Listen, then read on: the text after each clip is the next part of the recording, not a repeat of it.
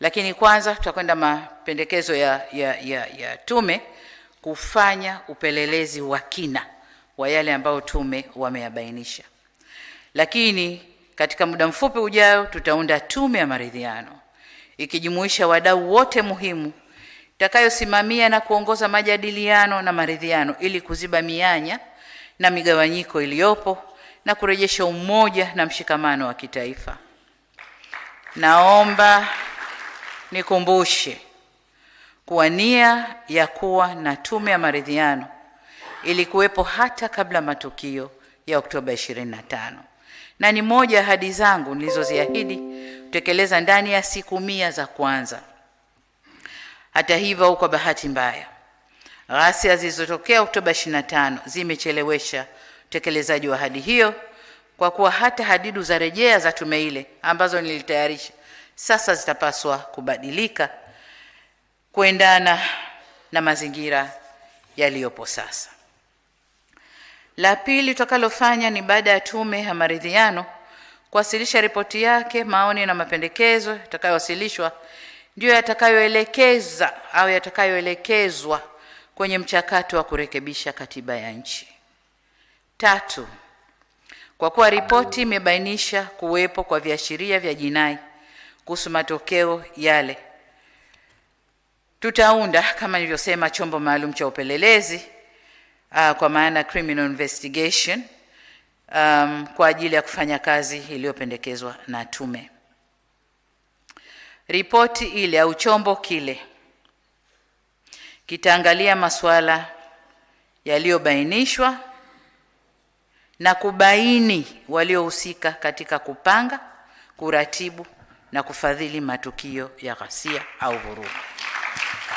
Lakini vile vile watajielekeza kubaini wahusika wa matukio ya uhalifu, kwa sababu kuna vurugu, kuna na uhalifu. Kuna wale wote ambao walikuwa wanavunja maduka, kuvamia na kuiba, tajielekeza huko. Kwa bahati nzuri picha zipo zitatuongoza kwenye mambo hayo. Lakini pia tume au chombo kitakachoundwa kitaangalia kwa undani vifo vya watoto na kushughulikia swala la madai ya miili ambayo haijapatikana. Tume hii itajielekeza huko pia. Tume itajielekeza pia kwenye masuala ya wanaodaiwa kutekwa na ambao taarifa zao hazijapatikana. Vile vile walioathirika nje ya eneo la vurugu. Tume itaangalia maeneo yote au hicho chombo kitaangalia maeneo yote haya. Jambo la 4 tutakalofanya ni serikali itaweka utaratibu wa kugharamia matibabu ya majeruhi wa ghasia ambao bado wanahitaji matibabu. Vile vile itagharamia vifaa saidizi na viungo bandia kwa waliopata ulemavu wa kudumu ili waweze kuyamudu mazingira yao ya kila siku. Natambua na kama ilivyosemwa hapa kwamba wapo wafanyabiashara ndogo ndogo ambao kwa uwezo wao hawawezi kuingia bima kubwa za kuweza kuwalipa. Basi nao tutaangalia hasara walioipata na kuangalia faraja tutakayoweza kuwafariji. Jambo la 5, navielekeza vyombo vya ulinzi na usalama kuendelea kutekeleza majukumu yake ili kuhakikisha nchi inaendelea kuwa salama. Jambo la 6, ghasia zile za Oktoba 25 zimegharimu maisha ya Watanzania wenzetu, raia na askari. Vifo hivyo vimetuumiza sana. Tuelekeze mioyo yetu kwa Mola wetu. Tuendelee kuombea ndugu zetu waliotangulia mbele za haki. Aidha tuliombee taifa letu ili Mwenyezi Mungu aendelee kuliponya na kuliimarisha.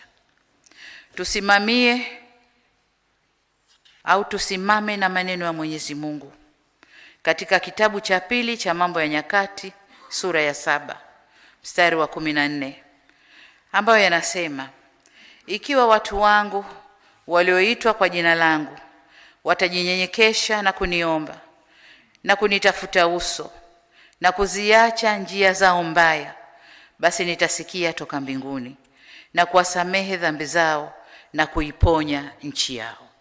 tusimamie hapa. Vile vile maneno ya Mwenyezi Mungu katika Qur'an tukufu sura Al-Araf aya ya 7 mstari wa 13 yanasema, Mola wetu, tumejidhulumu nafsi zetu, na usipotusamehe na kuturehemu, hakika tutakuwa miongoni mwa waliopata hasara. Sasa tusiwe, hasara ilishatokea, tusiendelee kuwa miongoni mwa waliopata hasara. Naomba sana tusimamie maneno ya vitabu vyetu vitukufu. Niwaombe sana viongozi wa dini wa madhehebu yote nchini, msimame kwenye nafasi yenu ya kuliponya taifa letu. Waheshimiwa viongozi na Watanzania wenzangu, wakati nikielekea kuhitimisha, nataka nikiri kwamba mimi binafsi sikutarajia kadhia hii ingetokea kwenye nchi yetu kipindi hiki ni kuwa kiongozi mkuu wa nchi. Jambo hili limenitwisha mzigo mzito mabegani kwangu. Lakini nataka niwahakikishie kwa kadri Mwenyezi Mungu atakavyoniongoza na atakavyonijalia, nitaubeba mzigo huu kwa ujasiri, kujiamini na tahadhari kubwa.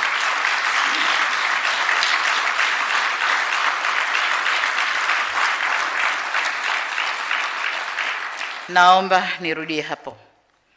Kadri Mwenyezi Mungu atakavyoniongoza na kunijalia, nitaubeba mzigo huo kwa ujasiri, kujiamini na tahadhari kubwa.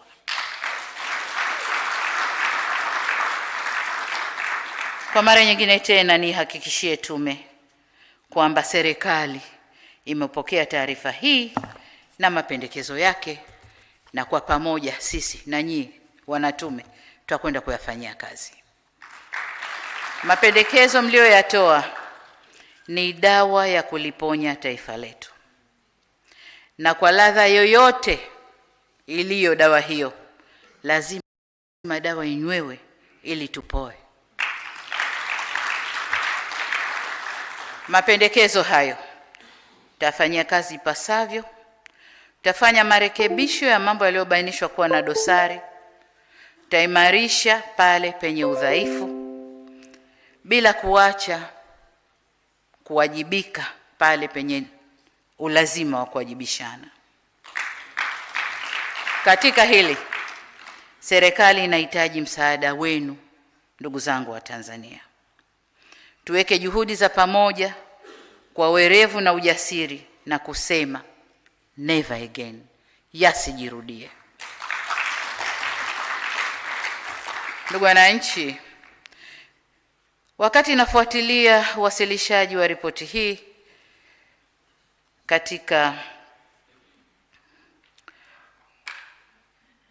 nilisikia sentensi inayosema tunamtaka Samia wetu tunayemfahamu, as if kwamba nilipoingia alikuwa Samia mwingine na sasa ni Samia mwingine. Nataka niwahakikishie wa Tanzania, mimi ni Samia yule yule wa 4R, ni yule yule wa 4R. Ninachoomba ni ushirikiano wenu katika kutekeleza hizo R4.